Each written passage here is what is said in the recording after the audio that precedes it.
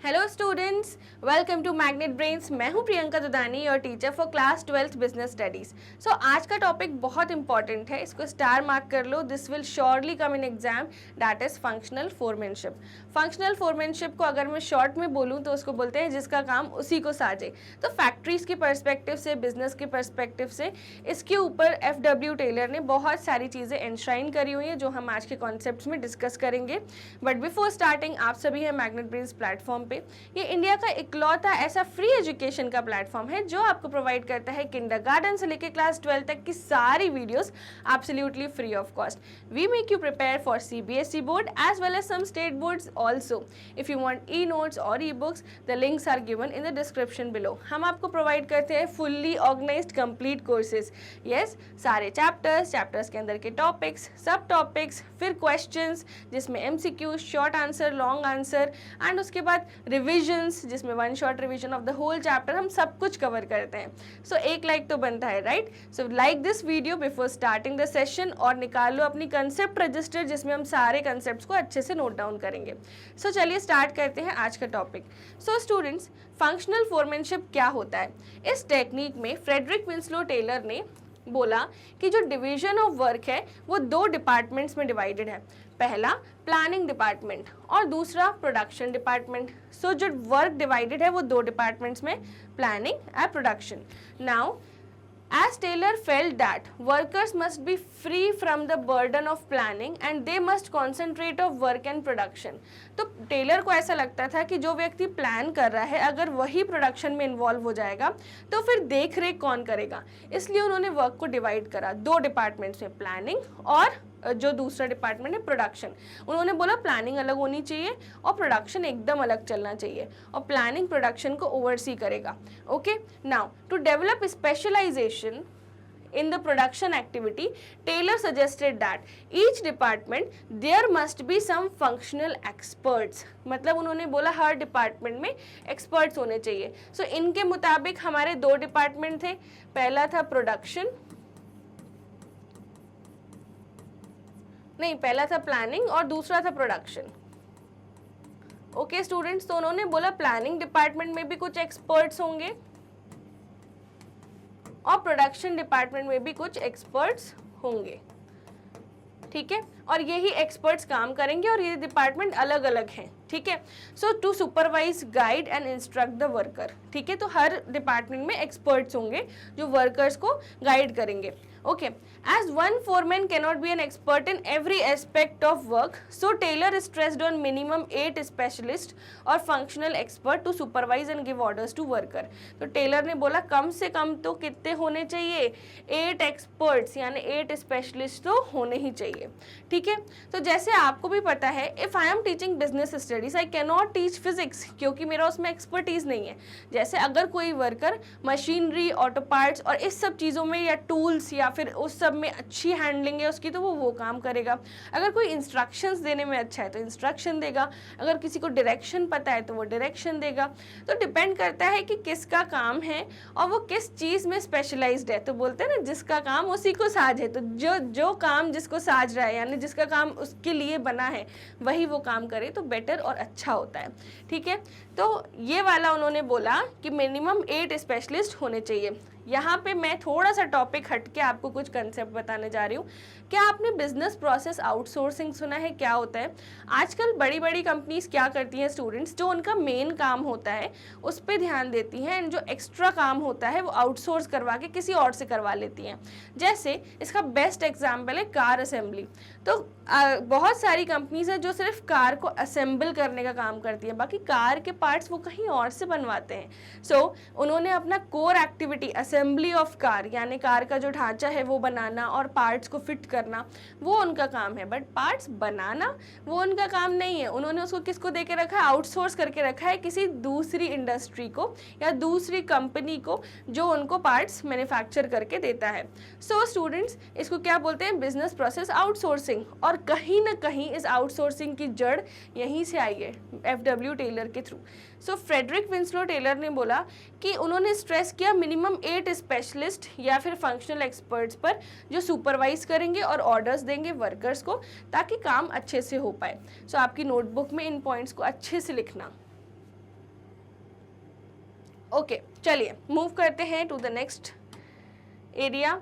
सो students, आगे लिखा है आपकी एनसीईआरटी का ही पूरा जो करिकुलम है उससे ही मैं पढ़ा रही हूँ, एंड रिफ्रेशर्स भी मैंने कवर की हुई हैं, इसलिए आप बिल्कुल टेंशन नहीं लेना कि मैम हमें रिफ्रेशर्स अलग से कवर करनी है क्या। नो, मैंने सब कवर करवा दिया है ना। So each boss will be specialised in one aspect of work while observing and instructing the worker, there will be definitely specialisation. तो हर बॉस का अलग काम है। Okay, so this technique is the extension of principle of division of labour. एक principle of division of labour होता है, यानी काम को डिवाइड करना, तो ये उसी का ही एक्सटेंशन है। तो आपसे एमसीक्यू में पूछ सकते हैं कि functional foremanship is the extension of which technique, तो आपको याद होना चाहिए कि principle of division of labour. ठीक है, तो इसको भी अपनी कॉपी में नोट डाउन करो। Now Taylor said foreman must be intelligent, educated, energetic, honest, specialised और प्रोफेशनल एक्सपर्ट। उन्होंने बोला कि अगर हम फोरमैन की बात कर रहे हैं, यानी जो काम करने वाला है, जो इंस्ट्रक्शंस देने वाला है, जो दिशा दिखाने वाला है, वो क्या होना चाहिए, इंटेलिजेंट होना चाहिए, पढ़ा लिखा होना चाहिए, एनर्जी होनी चाहिए उसमें एक, ठीक है, ऑनेस्ट होना चाहिए अपने काम के प्रति, और स्पेशलाइज्ड होना चाहिए, यानी उससे बेस्ट उस काम में कोई और है ही नहीं। ठीक है, all these qualities can not be found in one person. तो उन्होंने बोला कि कम से कम 8 एक्सपर्ट तो हों। ठीक है, तो एक इंसान में हम सब कुछ एक्सपेक्ट नहीं कर सकते ना, कोई किसी चीज़ में अच्छा होता है, कोई किसी चीज़ में अच्छा होता है, इसलिए तो एक फ्लो चार्ट बनाई गई जिसमें आपको टेलर की ही ये फ्लो चार्ट है, जिसमें आपको बताया गया कि फैक्ट्री मैनेजर जो है, फैक्ट्री जो मैनेज होती है वो 2 तरह से होती है, डिवीजन ऑफ वर्क 2 तरह से होता है, पहला प्लानिंग इंचार्ज और दूसरा प्रोडक्शन इंचार्ज। अब प्लानिंग इंचार्ज में हमारे 4 टाइप्स होते हैं, instruction clerk, root clerk, time and cost clerk, disciplinarian, और फिर प्रोडक्शन इंचार्ज में बॉसेस होते हैं, speed boss, gang boss, repair boss, inspector. पर मैंने इसकी, ये आपकी एनसीईआरटी में फ्लो चार्ट गिवन है, मैंने इसका एक बेटर वर्जन बनाया है।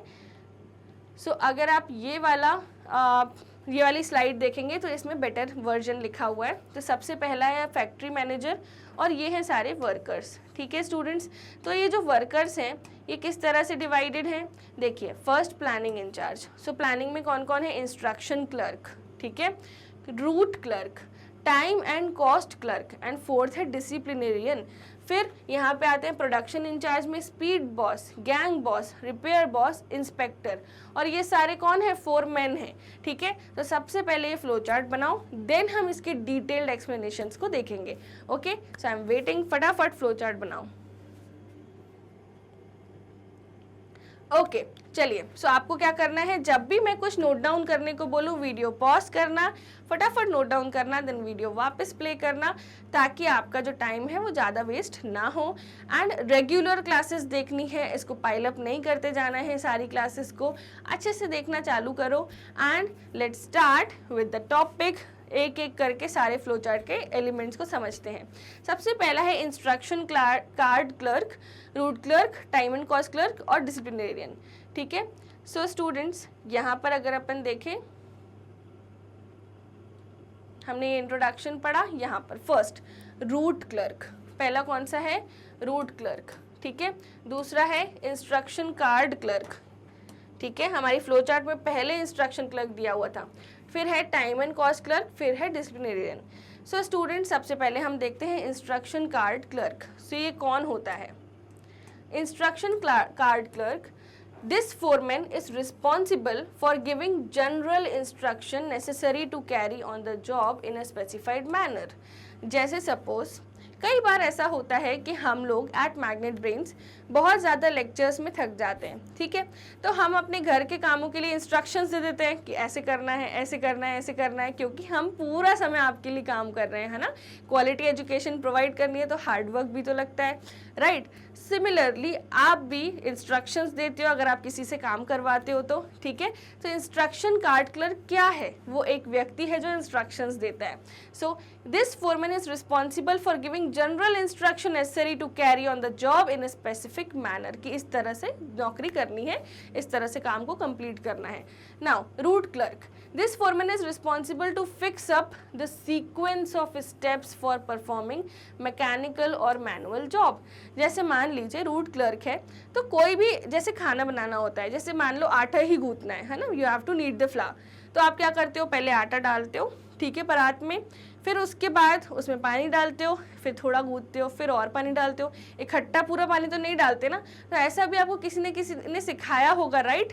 तो आपकी मम्मा ने सिखाया होगा, आपके घर में किसी ने सिखाया होगा, राइट? सिमिलरली यहाँ पर भी क्या होता है, सीक्वेंस होती है हर जॉब को करने की। अगर आप उसको सीक्वेंस से फॉलो नहीं करते तो काम गड़बड़ हो जाता है। तो रूट क्लर्क बेसिकली आपको दिशा दिखाता है कि इस सीक्वेंस में काम को करना है, चाहे वो मशीनरी वाला वर्क हो, चाहे वो मैनुअल जॉब हो, दोनों में, है ना, सीक्वेंस एक फॉलो करना है। सो ये हो गया route clerk. Now let's move to time and cost clerk. So time and cost clerk क्या होता है students? So this foreman is responsible to fix up the time for starting and completion of job. ठीक है, जैसे मैं आपको बता रही हूँ कि मुझे यूजुअली ऐसा लगता है कि कोई भी जो फैक्ट्री में सिंपल टास्क होते हैं, जैसे एक पैकेजिंग करने की मशीनरी को लगते हैं 10 सेकेंड्स, वहीं अगर एक मैनुअल पर्सन पैकेजिंग करता है तो उसको 1 मिनट से 2 मिनट लग जाते हैं। ठीक है, सो यहाँ पर वो फिक्स करता है कि काम को चालू होने में कितना टाइम लगेगा एंड स्टार्ट टू एंड कितना टाइम लगेगा, और वो टाइम को एनालाइज करता है कौन? Time and cost clerk. और उसके साथ वो कॉस्ट की चार्ट भी प्रिपेयर कर लेता है कि अच्छा कॉस्ट शीट कितनी है, कॉस्ट शीट बना लेता हूँ, कितना कॉस्ट लगेगा हर काम को करने में। ठीक है, तो time and cost clerk time को सेट करता है, कॉस्ट को सेट करता है। Now disciplinarian, this foreman is responsible to for performance of job in orderly and systematic way. So school चल रहा होता है, बट एक प्रिंसिपल भी तो होता है जो ये देखता है कि स्कूल सही से चल रहा है या नहीं। सिमिलरली यहाँ पर भी काम तो चल रहा है, सारे क्लर्क अपना अपना काम कर रहे हैं, बट काम की सुपरविजन कौन करेगा? तो ये करेंगे डिसिप्लिनेरियन। तो ये डिसिप्लिन मेंटेन करके चलते हैं और ये देखते हैं कि काम ऑर्डरली हो रहा है या नहीं। ठीक है, सो अपने नोट्स में आपको लिखना है सबसे पहले इंस्ट्रक्शन कार्ड क्लर्क। सो ये किस लिए रिस्पॉन्सिबल है मैं अंडरलाइन कर सकती हूँ आपके लिए, ताकि आपको इजी हो, for giving general instruction. Root clerk ये क्या बनाता है? Sequence of steps for performing mechanical और मैनुअल जॉब। ठीक है, ये क्या फिक्स करता है? स्टेप्स फिक्स करता है। ठीक है स्टूडेंट्स, तो ये दोनों आपको लिखना है पॉज करके। नेक्स्ट आपको ये लिखना है टाइम एंड कॉस्ट क्लर्क क्या करता है? Fix up the time for starting and completion of job. He also prepares the cost sheet for every job. ठीक है, तो ये आपको लिखना है पॉज करके। नेक्स्ट डिसिप्लिनेरियन, तो ये क्या देखता है? ये देखता है कि जॉब ऑर्डर और सिस्टमैटिक तरीके से हो रही है या नहीं हो रही है।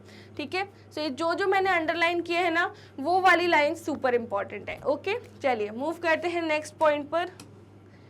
Now students, 4 foreman under the production department. कौन कौन थे? Gang boss, speed boss, repair boss, inspector. So gang boss कौन है? सो गैंग बॉस है, he arranges all the machines, tools and other resources required to perform the job and so that there is no delay.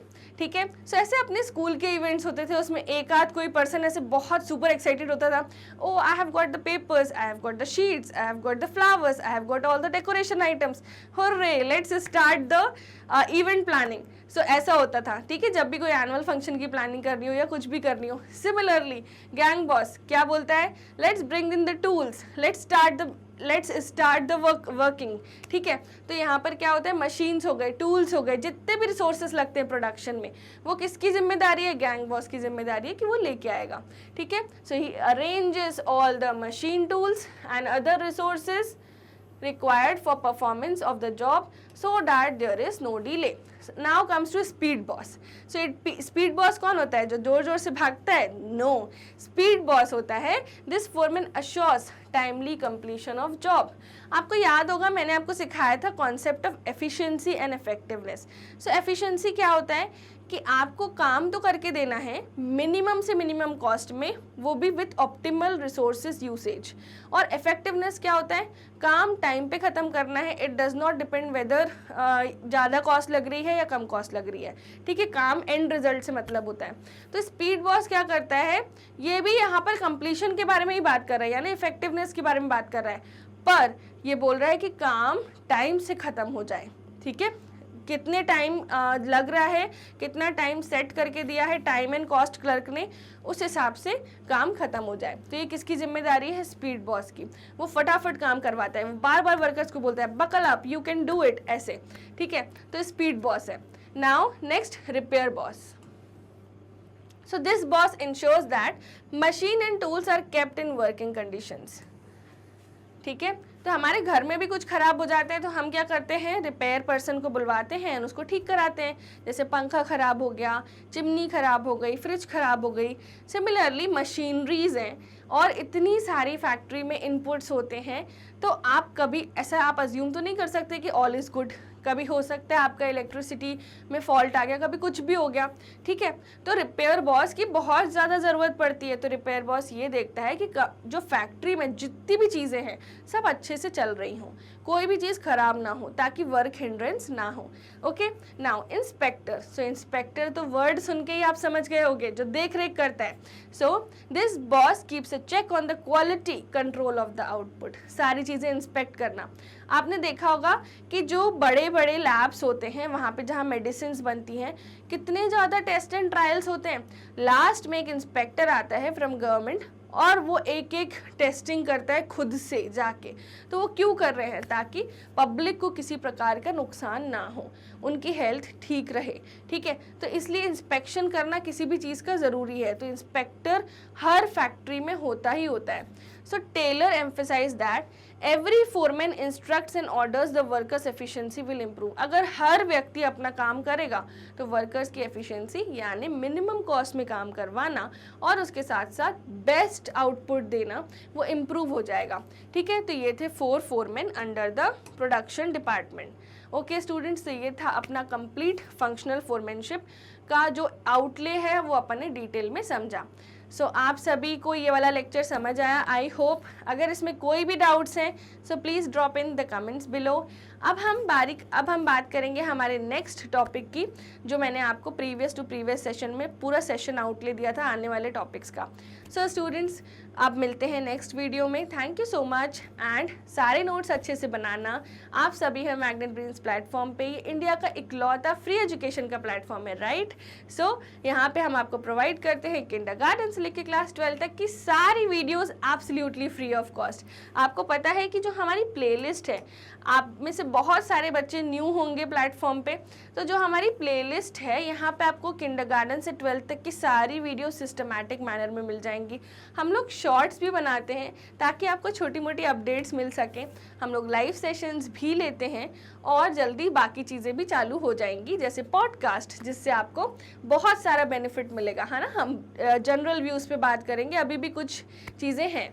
Now अगर हम बात करें complete courses की, तो we provide you fully organised complete courses. जैसा मैंने session के starting में बताया था, हर टॉपिक, सब टॉपिक, सारे क्वेश्चंस, एनसीईआरटी रिफ्रेशर सब कवर होता है। और हम आपको प्रोवाइड करते हैं डीपीपीस यानी डेली प्रैक्टिस प्रॉब्लम्स। तो प्रैक्टिस अगर होगी तो आपकी प्रिपरेशन इन्हांस होगी, राइट। तो डेली प्रैक्टिस प्रॉब्लम्स भी आपको दी जाती हैं। अपार्ट फ्रॉम दैट हम आपको तैयारी कराते हैं सीबीएसई बोर्ड की और स्टेट बोर्ड की। और इसके अलावा अगर आपको स्पोकन इंग्लिश में इंटरेस्ट है या वैदिक मैथ्स में इंटरेस्ट है तो आप वो वाले कोर्सेज भी एक्सप्लोर कर सकते हो। हमारा स्पोकन इंग्लिश कोर्स तो बहुत ही अच्छा है, एक बार पढ़ के तो देखो। नाउ ई नोट्स और ई बुक्स अगर आपको चाहिए तो उसकी लिंक डिस्क्रिप्शन बॉक्स में गिवन है। अपार्ट फ्रॉम दैट ये हमारे अदर सोशल मीडिया हैंडल्स हैं, फेसबुक, ट्विटर, इंस्टाग्राम, जो आप यूजुअली चलाते हो। So why not get connected with us, right. इस चैनल को सब्सक्राइब करो अगर अभी नहीं किया है तो, एंड वीडियो को लाइक करो। See you in the next session. Take care students, have a good day.